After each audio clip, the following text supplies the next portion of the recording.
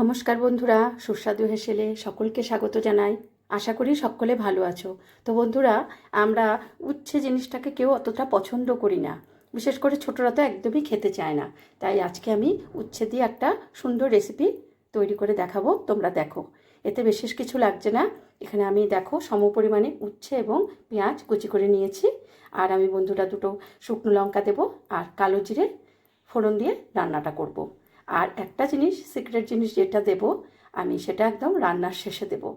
এই রেসিপিটার নাম বন্ধুরা আচারি উচ্ছে। চলো দেখি কিভাবে রান্নাটা শুরু করা যায়। আমি এখানে সাদা তেল দিয়ে আমি কড়াইটা বসিয়ে দিয়েছি। সাদা তেল দিয়ে আমি রান্নাটা করব। এখানে আমি 2 টেবিল চামচ মতো আমি তেল দিয়েছি, সাদা তেল। তারপরে আমি তেলটা একটু গরম হচ্ছে, আমি এরপরে এর মধ্যে দিয়ে দেব একটু শুকনো লঙ্কাটা একটু ফাটিয়ে দিয়ে দিই।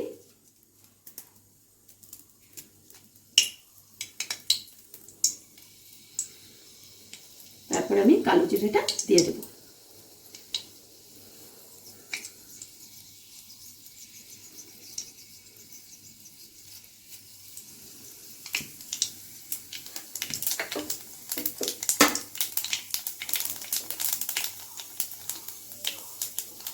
ফোড়নটা আমার হয়ে গেছে।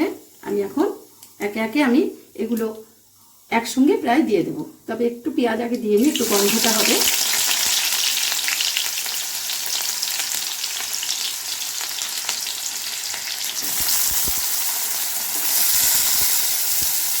এই রান্নাটা বন্ধুরা আমরা যখন ছোট ছিলাম আমরা উচ্ছে খেতে যেতাম না, তাই আমার মা এই রান্নাটা আমাদের করে খাওয়াতো।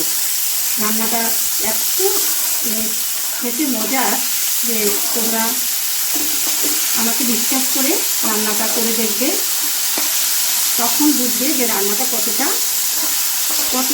মানে ভালো লাগে খেতে। খুব ভালো লাগে বন্ধুরা খেতে রান্নাটা। যারা উচ্ছে খেতে পছন্দ করি না তাদের জন্য রান্নাটা তো খুবই মজার। এমনকি এই রান্নাটা খেলে তখন আর মাছ মাংস কিচ্ছু ভালো লাগে না, এত মুখে এত রুচি আসবে, তখন মনে হবে এটা দিয়ে সম্পূর্ণ ভাতটা খেয়ে নিই। তোমরা করে দেখো। এরকম পরিমাণে 1 চামচ লবণ দিয়ে দিলাম। এই ছোটো চামচের 1/2 চামচ মতো আমি হলুদটা দিলাম, আর একটু দিয়ে দিই। পরিমাণগুলো বন্ধুরা তোমরা দেখো।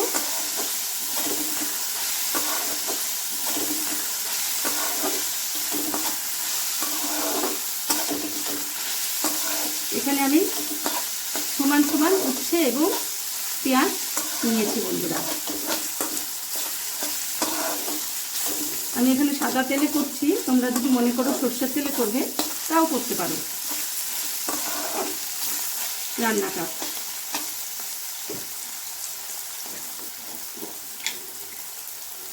আমি এখানে একটু বন্ধুরা একটু ঝালের গুঁড়ো দিয়ে দিই। রান্নাটা একটু আচারি উচ্ছে সেহেতু এর সব কিছু একটু টান দরকার, যেমন লবণ ঝাল এগুলো একটু টান দরকার। এটা হতে থাক, আমি তোমাদের দেখাচ্ছি। তো বন্ধুরা আমার এই উচ্ছেটা একটু নরম হয়ে গেছে আর একটু লেগে যাচ্ছে কড়াইতে, তার মানে এটা হয়ে আসছে আস্তে আস্তে। তবে আমি এটাকে আরেকটু রান্না করব। আর তোমাদের যে বলেছিলাম যে একটা সিক্রেট জিনিস আমি এর সাথে মেশাবো, সেটা দেখতে হলে ভিডিওটা প্লিজ সম্পূর্ণটা দেখো। আমি এর মধ্যে বন্ধুরা একটু মিষ্টিও দেব, কারণ যেহেতু এটা আচারি উচ্ছে।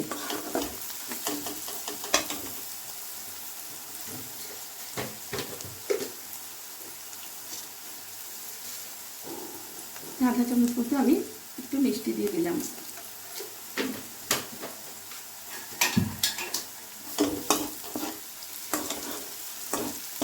বন্ধুরা যারা আমার চ্যানেলটা সাবস্ক্রাইব করেছো তাদের আমি অনেক ধন্যবাদ জানাই।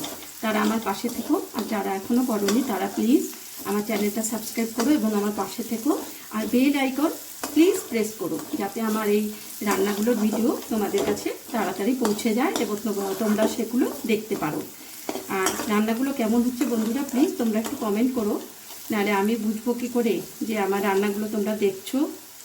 একটু আমাকে তোমরা আমার পাশে থেকো, যাতে আমি রান্নাগুলো দিয়ে আমিও মজা পাই, তোমরাও যেন এই রান্নাগুলো দেখে মজা পাও। রান্নাটা প্রায় হয়ে এসছে।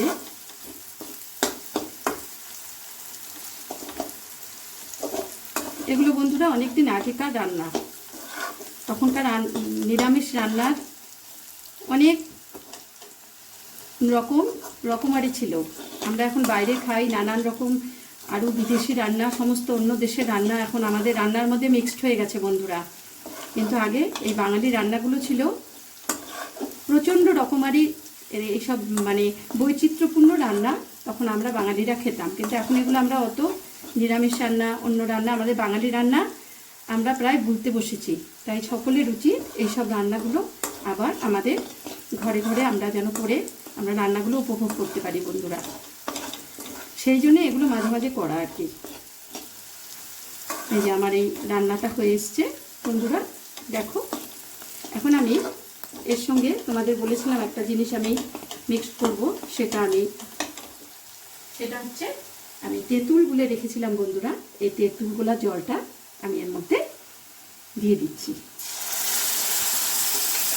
এটা দিলে বন্ধুরা রান্নাটা একটু টকটক হবে, আর এই জন্যে এই রান্নাটার নাম আচারি উচ্ছে। এগুলো আগেকার দিনে সব ঠাকুর বাড়িতে এসব রান্না হতো, আর সবাই খুব মানে আনন্দ করে খেত। তো বন্ধুরা হয়ে গেল আমার আচারি উচ্ছে। তো সবাই রান্না করে দেখো কেমন হয়েছে, আমাকে প্লিজ কমেন্ট করে জানিও তোমাদের রান্না, আর এই রান্নাটা প্লিজ করে দেখো।